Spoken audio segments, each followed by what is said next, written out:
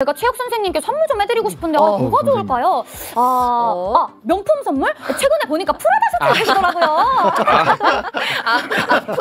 프라다 이야기는 이제 안 돼요. 명품은 이제 안 됩니다. 이제 명품 안 하시는 거예요? 네네, 안 돼요. 그렇구나. 그러면 6,000원짜리 목걸이는 너무 성의 없죠? 고맙습니다. 대단히 고맙습니다. 프라다 입지 않습니다. 버렸습니다. 다시는 못 입어요. 네. 사이다! 네. 박수로 맞이합니다. 안녕하세요. 안녕하세요. 그 사모님이 계속 매불쇼는 애청하고 계시는 거죠? 예. 뭐라고 합니까? 남편분이 여기 출연하는 거에 대해서. 모니터링 안 합니다. 안 합니까? 그래요? 네. 자기가 재밌는 것만 보고요. 남편이 나오든 안 나오든 그건 신경 안 씁니다. 그래요? 네. 오늘 내일 하는군요. 네. 오히려 쿨한 게 오래가요. 그래요? 네. 이혼을 마치 뭔가 그 나쁜 것처럼 그렇게 말씀하시면 또 함께하는 분들이 힘들어집니다. 네. 시기시기 신장식이 인터뷰야. 따뜻한 박수로 모십니다. 네, 안녕하세요. 시기시기 신장식입니다. 네, 고맙습니다. 네. 근데 여기서 커밍아웃 됐잖아. 잘 생각해보니까 나경원 때문에. 정말로 사적인 얘기는 뭐 하지 않고 공적인 얘기만. 윤석열이뿐만 아니라 김용현이, 노상원이 등등 내란과 관련한 모든 재판을 지기현이가 하고 있습니다. 그런데 이 모두 다 비공개로 진행이 되고 있습니다. 심지어 안에 방청하러 오신 민간인 분들 있죠. 네. 그리고 방청석에 있는 기자분들 있죠. 이 사람들도 내쫓고 있다면서요. 맞습니다. 그 24일에 김용현, 노상원 5차 공판이 있었는데 지귀현이 재판 이제 시작하기 전에 국가안전보장에 대한 염려가 있어가지고 증인신문 비공개로 하겠다면서 다 빼버렸어요. 그러니까 검찰이 요청하고 지기현이가 이걸 받아줘서 기자고 방청객이고 다 그냥 내쫓고 있는 그런 상황입니다. 네. 증인 정성욱 대령의 변호인도 막 안 돼. 변호인도 나가. 맞아. 김경호. 그리고 완전히 지금 이거 깜깜이 재판이 진행되고 있는데 심지어요 이게 비공개 진행이 된 게 검찰의 요청. 검찰이 요청하고 이제 오히려 반대로 변호인 측은 이거 왜 비공개로 하지? 이런 얘기도 이제 하기도 했었어요. 근데 이제 지기현 부장이 이제 받아가지고 국가안전보장 문제로 비공개로 하겠다라고 이제 증인신문 하면서 다 퇴정을 시켰죠. 헌법상 가장 기본적인 재판 진행 원칙이 공개 재판의 원칙입니다. 네. 피고인의 어떤 그 권리로 보장을 해놨어요. 조에 보면은 형사 피고인은 상당한 이유가 없는 한 지체 없이 공개 재판을 받을 권리를 가진다 이렇게 명시를 해놨거든요. 그러니까 극히 이례적인 상황인데. 극히 이례적인 상황을 지기현 재판부가 계속 만들어내고 있어요. 그 구속 취소 결정부터 시작해서 굉장히 좀 납득하기 어렵고 재판 결과에 대한 국민적 수용성이 상당한 엄청 떨어지죠. 그럼요. 가뜩이나 지기현이를 믿지 못하는 상황에서 무슨 일이 벌어지느냐라고 하는 국민적 의구심에서 자유로울 수가 없는 겁니다. 이게 이 사람들이 뭐 국가 기밀을 다루는 것 때문이다라고 핑계를 대는데 아니 그자들이 내란을 했지 기밀을 다뤘어요? 그렇지. 네? 내란을 했지 무슨 기밀을 다뤘어? 그렇지. 국가 안전 보장이 아니라 이렇게 비공개로 되면 국가 안전 보장이 아니라 국가 내란 보장하게 하는 거. 왜 그거를 비공개 재판을 합니까? 지기현 재판부 저는 이해하기가 어려워요. 저거를 재판부에서 임의로 저렇게 결정한다는 것부터가 저는 문제가 있어요. 문제 자체가 일개 판사가 이렇게 중요한 재판에서 나라를 뒤흔들었던 사건에서 연달아서 비공개를 하고 있다? 이거 근데 뭐 대법원장이 이거를 수용을 하고 있다? 저는 이거는 이해할 수 없는 상황이라고 봐요. 저는 이 비공개 재판이 굉장히 좀 걱정스러운 게 이 검찰에서 요청을 했어요. 네. 그러니까 그게 더 이상해.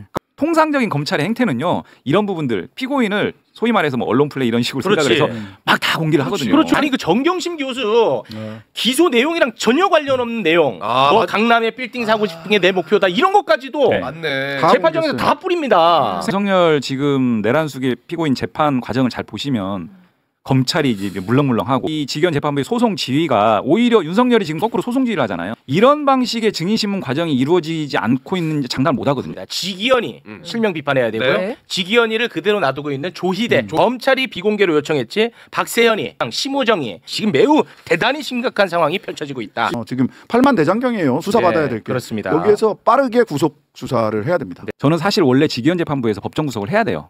법원에서 애초에 영장 발부했던 사유는 그대로 남아있고 증거인멸 우려라든지 범죄 중대성과 상당성 다 인정이 돼요. 재밌는 건 윤석열은 뇌물을 못 받고 김건희가 계속 뇌물을 받은 게 나와요. 실세가 누구인가? 그렇습니다. 이거 진짜 무조건 해체해야 된다. 저는 그런 생각이 강하게 드는 건이 하나가 있습니다. 제3자 뇌물. 그러니까 이재명이가 받을 돈을 김정은이가 대신 받았다. 제3자 뇌물죄야. 이게 이 사건의 판사가 정기 인사로 최근에 바뀌었. 그런데 판사가 공소장에 적힌 내용을 검사에게 하나하나 물었어. 물어가지고 검사에게 압박을 가했는데 검사가 대답하는 걸 봤더니 이건 죄다 그냥 뇌피셜이야. 그러니까 뇌피셜. 피고인 이재명이 피고인 이화영으로부터 그동안 논의한 내용에 대해 북한 측과 합의하겠다 보고받았다고 기재가 돼 있는데 보고는 어떤 방식으로 받은 겁니까?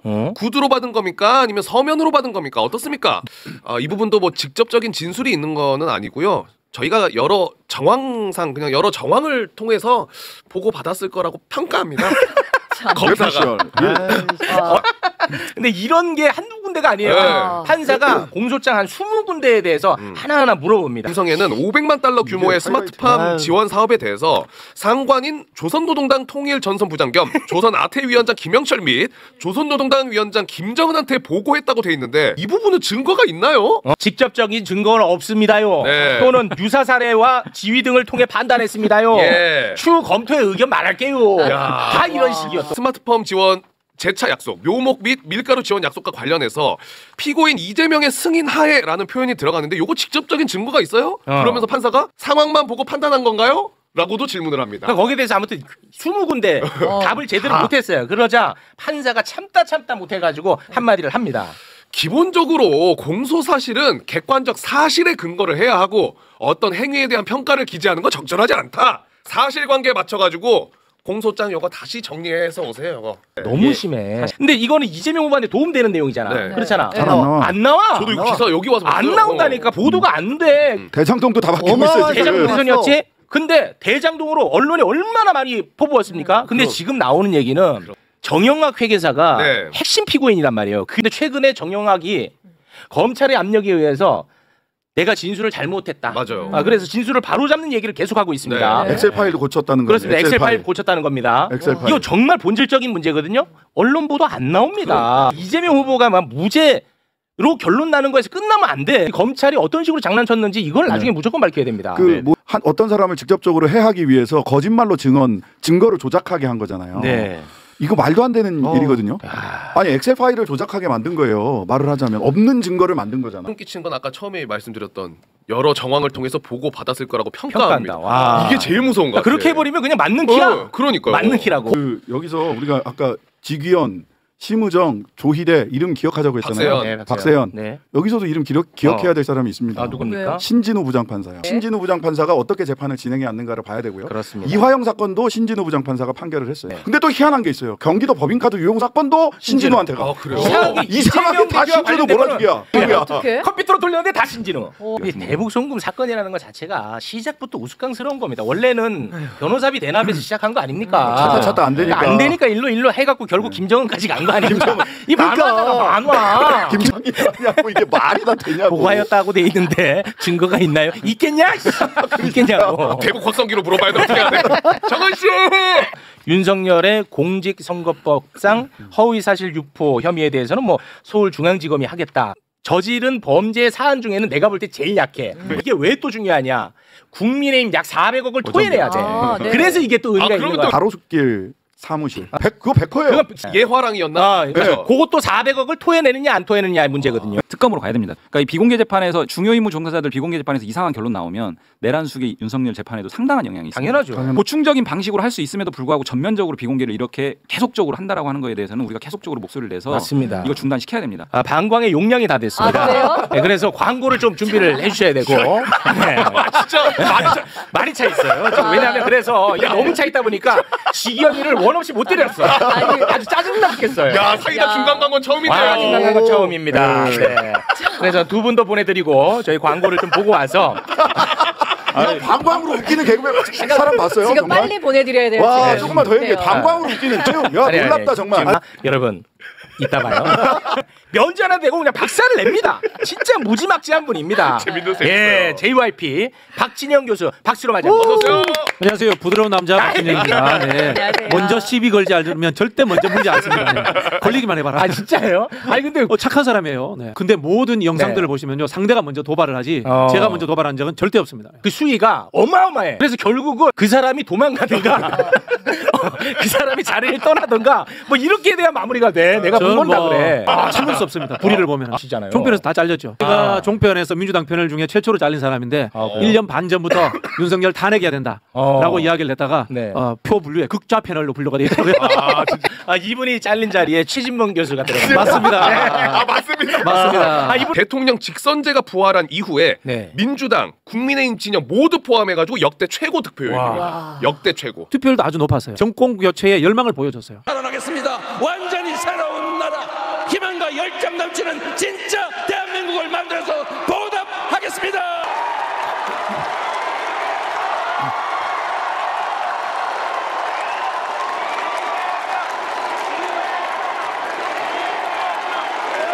한동훈과 홍준표의 맞수 토론이 가장 많은 관심을 모았는데요. 한 명은 깐족됐고 한 명은 버럭됐습니다. 대통령한테 깐족되고 조롱한 일이 없습니까? 제가 이거 먼저 여쭤보죠. 깐족된다는 말이 무슨 뜻입니까? 계속 쓰시던데 일상생활에서 다른 주변에 있는 분들한테 깐족된다는 말 쓰세요? 씁니다. 그런 표현 쓰시면 안 돼요. 그런 표현은 폄하하는 표정이잖아요. 자, 굳이 따진다면 홍 후보님이 페북에 쓰셨던 여러 가지 폄하하는 막말들 그게 깐족되는 겁니다. 그러지 않으셨으면 좋겠어요. 깐족된다는 말 뜻을 모르고 지금 그래서 네. 깐족과 버럭의 향연이었습니다. 대통령은 그때 이런 이야기를 합니다. 한동훈이가 총선에 이겼다면 총리로 임명하고 후계자로 삼으려고 했다. 그런 이야기를 합니다. 내 앞에서. 제가 1월에 사퇴 요구를 받았어요. 당무기 말씀을 하셔야죠. 아니, 그렇게 거짓말하시면 안 돼요. 거짓말이 아니라 말을 자주 바꾸시는데 그래도 여기서는 말을 좀 조심하셔야 돼요. 왜냐하면 이 얘기 아닌 거 드러나면 이재명 짱납니다. 조심하셔야 됩니다. 왜냐하면 제가 직접적으로 사퇴하라는 요구를 받았잖아요. 김문수 그건 나중에 이야기고 워낙 예를 명이고 깐족거리니까 사퇴하라고 하죠. 1월입니다. 아니 그러니까 1월 얘기라니까요? 아니 총선 전에 공천 가지고 싸웠잖아요. 공천이 그런 조건이라는 얘기 자체는 정말 이젠 제가 좀 말씀드릴게요. 그게 자신 있으면 쓰시는데요. 지금 홍 후보님이 하시는 게 깐족거리는 거예요. 내가 이야기하는 게 핵무장이 아니에요. 그럼 뭐죠? 핵균형입니다. 나토식 핵공유를 하든지 안 그러면 전술핵 재배치를 해주든지.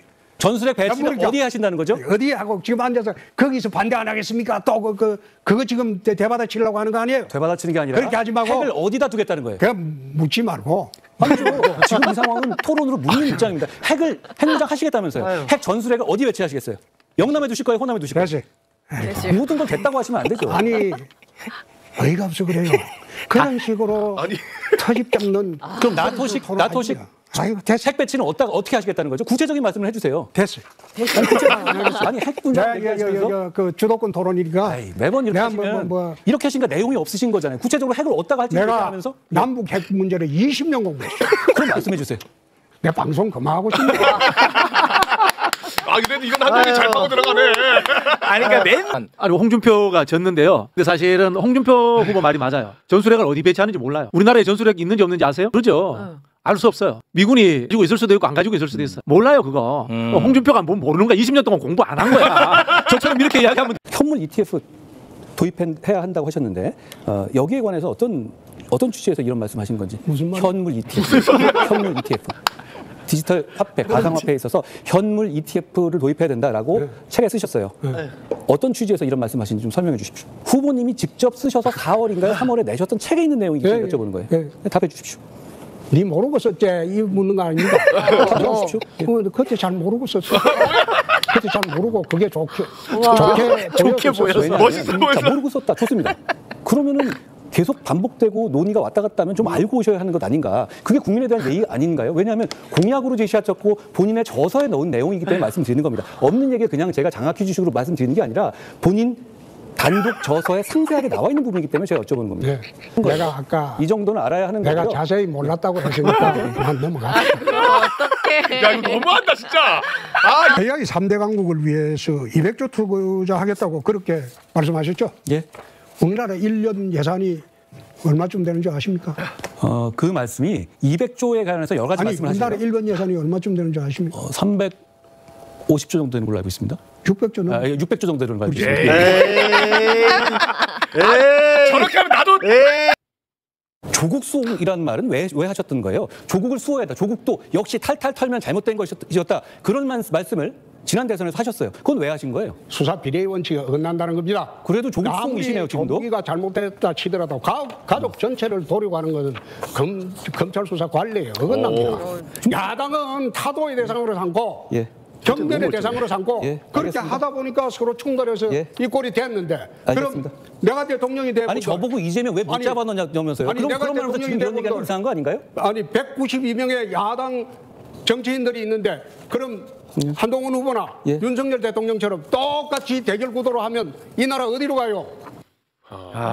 아직도 한동훈이 합리적인 사람이라고 이야기하는 분들 제발 좀 정신 좀 차려. 건의는 개목줄 채워서 가둬놔야지. 이거 누구 이름으로 쓴 거야? 이게 한동훈 이름으로 돼 있는 거고 그 방금 말씀드린 게 제목 이거 내용은 그리고도 가만히 있지만은 단두대지 뭐 이런 내용도 있고요.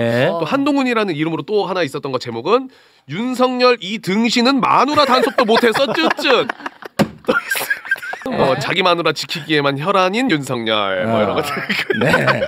당원 게시판에 윤석열 대통령 후보 내외를 원색적으로 비난하는 글이 게재가 됐어요. 한 후보의 가족이 범인인가 아닌가? 그 대답을 우선 해보세요. 내 가족이면 내 가족이다 아니다. 홍 후보님 계엄은 도망 다니시면서 게시판에 진심이신 거 보고 참 황당합니다. 예. 당원 게시판, 익명 게시판에서 대통령 부부와 당대표 비판하면 안 됩니까? 홍 후보님 생각하신 정치는 그런 거예요? 아니. 지금 이 상황에서 다시 윤석열 대통령과 김건희 여사를 선거의 중심으로 가져와서 그렇게 해서 이제 빠져나가지 말고 아니 제 말씀 우선 제 물어봅시다. 자, 그 선게 비난글 쓴 게 한 후보의 가족인가 아닌가? 그거 아니면 아니라고 하세요. 왜 도대체 누구 얘기 들으신 거예요? 말 안 하는 거 보니 가족 맞는 거예요. 마음대로 생각하십시오. 마음대로 생각하는 게 그 간단한 걸 왜 말 못해요? 그렇지. 내 가족 아니다. 이러면 끝나잖아. 말 잘하잖아. 근데 말을 안 하고 있잖아. 후보님, 우리는 민주주의자기 때문에 그런 거예요. 뭔 소리 민주주의? 야 마지막에 아주 기가 막혔습니다. 우리는 민주주의자입니다.